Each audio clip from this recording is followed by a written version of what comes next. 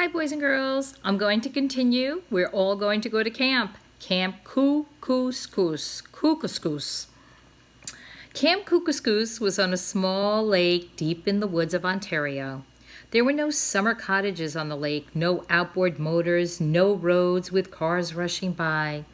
It was a wilderness lake just right for the boys. Mr. Beaver left Sam and Lewis at the end of a dirt road, and they finished their journey to camp by canoe. Sam sat in the stern and paddled Lewis and... Let me start that again. Sam sat in the stern and paddled. Lewis stood in the bow and looked straight ahead. The camp consisted of a big log cabin where everybody ate, 7 tents where the boys and the counselors slept, a dock out front, and a privy out back. The woods closed in all around, but there was a huge spot that had been made into a tennis court, and there were plenty of canoes in which to take trips to other lakes. There were about 40 boys at the camp. When Sam's canoe grounded on the sandy beach next to the camp dock, Lewis stepped ashore wearing his slate, his chalk pencil, and his trumpet. About 20 boys rushed down to the landing to see what was going on. They could hardly believe their eyes. "Hey, look what's here," one of the boys yelled. "A bird," cried another. "Look at the size of him." Everybody crowded around Lewis, wanting to get a closer look at him. Sam had to push some of the boys back to keep Lewis from getting crushed. "Take it easy, will ya?" Sam implored. That evening after supper, the director of the camp, Mr. Brickle, built a big campfire in front of the main lodge, and the boys gathered around. They sang songs and toasted marshmallows and swatted mosquitoes. Sometimes you couldn't understand the words of the song because the boys sang with marshmallows in their mouths, kind of like singing with peanut butter in your mouth. Lewis did not join the group. He stood by himself at a little distance. After a while, Mr. Brickle rose to his feet and addressed the boys and the counselors. "I call your attention," he said, "to a new camper in our midst, Lewis the Swan. He is a trumpeter swan, a rare bird. We are lucky to have him.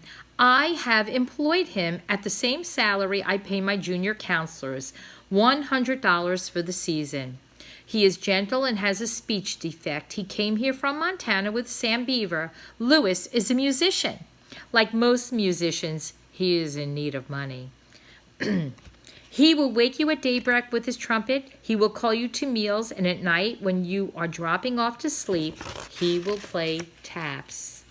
And that will bring the day to a close. I caution you to treat him as an equal and to treat him with respect. He packs a terrific wallop with one of those wings should he get upset with you. Take a bow, Lewis." Lewis was embarrassed, but he came forward and bowed. Then he raised his trumpet to his mouth and blew a long cuckoo. When he finished, from the opposite shore of the lake, there came the echo of the cuckoo. The boys clapped. Lewis bowed again. Sam Beaver, sitting with the others, his mouth full of marshmallows, was delighted that his plan had succeeded. At the end of the summer, Lewis would at least have $100.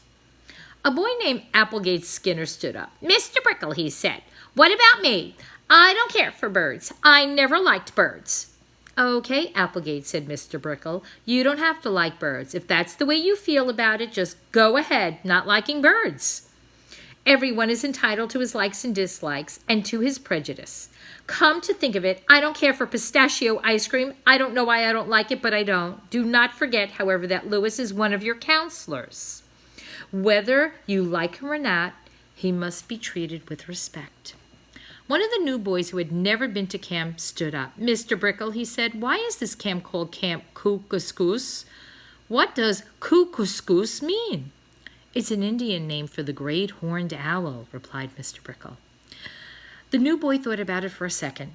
"Then why didn't you just call it Camp Great Horned Owl instead?" "Because," replied Mr. Brickle, "a boys' camp should have a peculiar name. Otherwise, it doesn't sound interesting. Kookooskoos is a terrific name.